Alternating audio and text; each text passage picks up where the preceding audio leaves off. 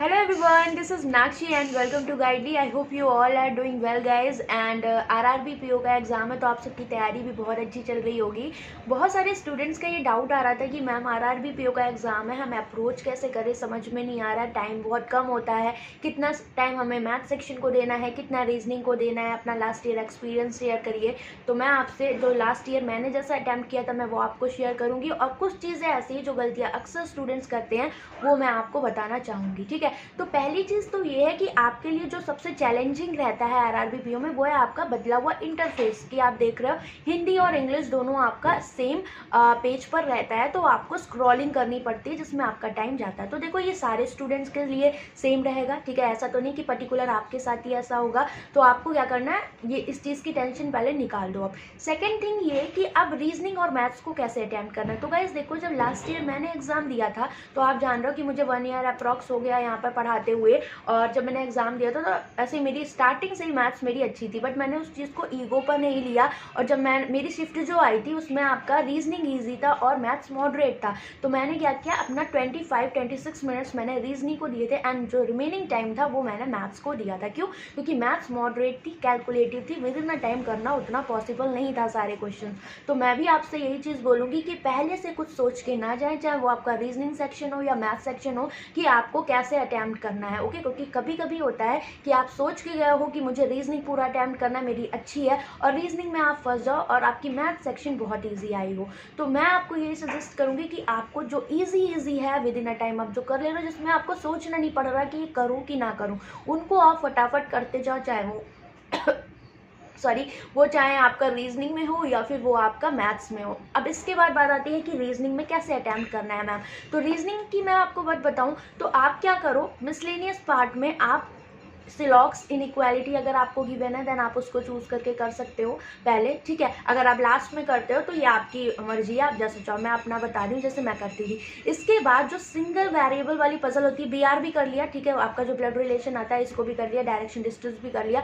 अब अगर मुझे रास्ते में कोई सिंगल वेरिएबल पजल दिख रही है तो उसको मैंने तुरंत किया बिना स्किप किए। क्यों? क्योंकि वो एक बार में आपकी बन जाती है और सर्टेन नंबर हो गया तो ये दो आपकी पॉसिबिलिटीज में कैंसिल हो जाती है, आप इनको इजीली कर सकते हो। अब क्या क्या स्किप करने वाला रहता है, जैसे कि अगर कभी लगता है तो उन क्वेश्चंस में मुझे थोड़ा कॉन्फिडेंस कम फील होता है जिसमें कोई वेरिएबल दे देता है। कभी कभी फ्लैट फ्लोर के साथ अगर वेरिएबल आपको दे दिया देन आपको वो स्किप करना है, आप उसमें मत फंसो क्योंकि आप वहाँ पर टाइम लगा दोगे। अगर आप फंस गए तो आप पूरा पेपर खराब कर दोगे, ठीक है। तो जिनमें आपको कॉन्फिडेंस फील होता है आप उन क्वेश्चन को करिए, देन आप जाइए रीजनिंग के बाद आप मैथ सेक्शन पे अपना स्विच कर जाइए। बट सिंगल वेरिएबल वाली पजल्स आप इजीली कर सकते हो तो आप उनको जरूर बनाओ, चाहे वो सीटिंग हो या आपका पजल हो। डे बेस्ड हो गई आपकी या फिर आपका सीक्वेंस बेस्ड हो गई, तो ये सारी डुएबल होती हैं और आती भी हैं, आप कर सकते हो। मंथ बेस्ड, ये सब डेट बेस्ड। अब इसके बाद बात आती है मैथ सेक्शन की, ठीक है। तो मैथ्स मेरी शिफ्ट में जो गाइज आई थी लास्ट ईयर वो थोड़ी सी मॉडरेट थी, तो मैंने क्या किया, सबसे पहले अप्रोक्सीमेशन को ढूंढा, उसको किया। उसके बाद मेरे में रॉन्ग नंबर सीरीज थी, वो किया। क्वाड्रेटिक मेरी शिफ्ट में नहीं आई थी, अगर आपके शिफ्ट में आपको क्वाड्रेटिक मिलती है देन आप करो, क्योंकि रॉन्ग नंबर सीरीज से बेस्ट रहता है आपको क्वाड्रेटिक मिल जाए, क्योंकि वहाँ पर आप पूरा फुल एक्यूरेसी के साथ कर लेते हो। क्योंकि कभी कभी क्या होता है, रॉन्ग नंबर सीरीज में हमें पैटर्न ही नहीं समझ में आता और टाइम लग जाता है। तो एक गलती ये मत करना, अगर रॉन्ग में आप फंस रहे हो आप देख लो, 1-2 मिनट मत लगा देना, नहीं पैटर्न समझ में आ रहा लीव करो, कोई ज़रूरत नहीं है, आगे बढ़ो। ओके, आगे बढ़ने के बाद आपको जो डीआई मिलेंगी उनमें से एक डीआई आपको काफ़ी मॉडरेट मिल जाएगी, जैसे कि वो जो आपका टाइम ज़्यादा ले जाए, तो आप पहले उस डीआई को पकड़ो जो आपके लिए डुएबल हो, ठीक है। तो आपने उसको किया, उसके बाद आप सेकेंड डीआई पे जाओ, सेकेंड डीआई पे मूव कर सकते हो, या फिर आप अर्थमेटिक ईजी पा रहे हो तो आप उसको करो। अर्थमेटिक में अगर आपके सारे टॉपिक्स आपने पढ़ रखे हैं तो देन आप चूज फिर भी करोगे। क्यों? क्योंकि जो डुएबल है पहले उस पर जाओ। ये नहीं कि लैंग्वेज ज़्यादा जी लैंग्वेज आपको ज़्यादा दी हुई है, ट्रेन और पोल वाला क्वेश्चन है, घुमा घुमा के दिया हुआ है, तो आप उसमें टाइम ज़्यादा लगा दोगे। ऐसे क्वेश्चन को पिक करो जैसे एज बेस्ड अगर आपको ईजी दिख गया, टाइम एंड वर्क बेस्ड दिख गया, डिस्काउंट पर कोई क्वेश्चन आपको ईजी दिख गया, मेंसुरेशन के क्वेश्चन बहुत ईजी आते हैं। आप लोग जनरली छोड़ देते हो ये टॉपिक, बट इसमें सिर्फ फॉर्मूला बेस्ड क्वेश्चन होते हैं प्रीलिम्स में, ईजी, एकदम ईजी। आपका रेक्टेंगल बेस्ड, स्क्वायर बेस्ड, आपका सर्कल बेस्ड, तो बहुत ईजी चीज़ें रहती हैं, आप इनको कर सकते हो। बट बात वही आ जाती है ना कि हमें पढ़ा ही नहीं तो भाई टफ लगता है। तो मैं आपसे बस इतना ही बोलूँगी कि आप देख लो आपका पोर्शन कौन सा अच्छा है। अगर आपका अर्थमेटिक नहीं अच्छा देन आप अपना स्ट्रॉन्ग पॉइंट पजल्स को बना लो, तो आप क्या करो, रीजनिंग में अच्छा स्कोर कर सकते हो। बाकी आप इधर डीआई और मिसलेनियस अटैम्प्ट कर लो, अर्थमेटिक में एक आध जो आते हैं कर लो, कोई दिक्कत वाली बात नहीं है बाकी छोड़ोगे। क्यों? क्योंकि आपके पास इतना सफिशिएंट रहेगा करना, आप कट ऑफ क्लियर कर लोगे। तो सिस्टमैटिकली चलना है आपको।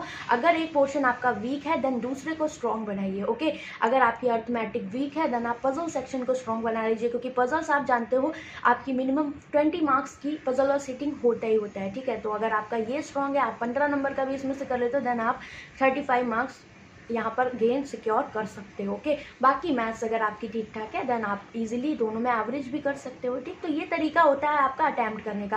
पहली चीज़ ये है कि आपको पहले से सोच कर नहीं जाना। और डीआई के बारे में आपको एक बात बता दूं कि आपका जो इंटरफेस रहेगा वो स्क्रॉलिंग वाला बहुत ज़्यादा रहेगा और ट्रिपल लाइन ग्राफ आ जाते हैं इस तरह के। तो मैं आपको यही सजेस्ट करूँगी कि आप कॉपी पर वैल्यूज़ लिख लो। क्यों? बार बार उधर देखने में और फिर अपने क्वेश्चन को देखने में आपका टाइम वेस्ट होगा। हो सकता है 1 मिनट आपको वैल्यूज़ लिखने में लग जाए, देन उसके बाद आप ईजिली और कॉन्फिडेंस के साथ क्वेश्चंस करोगे, आपके क्वेश्चंस गलत नहीं होंगे।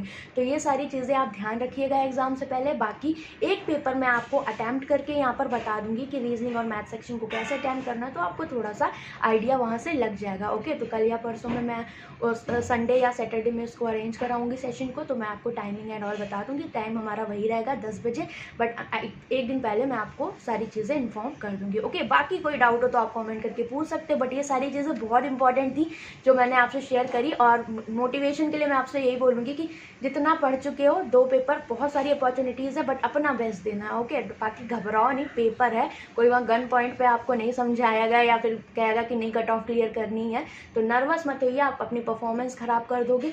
जितना है अच्छे से प्रैक्टिस करके जाओ, मस्त होकर एग्जाम देना। Okay, bye bye, take care. कोई डाउट हो पूछ लेना।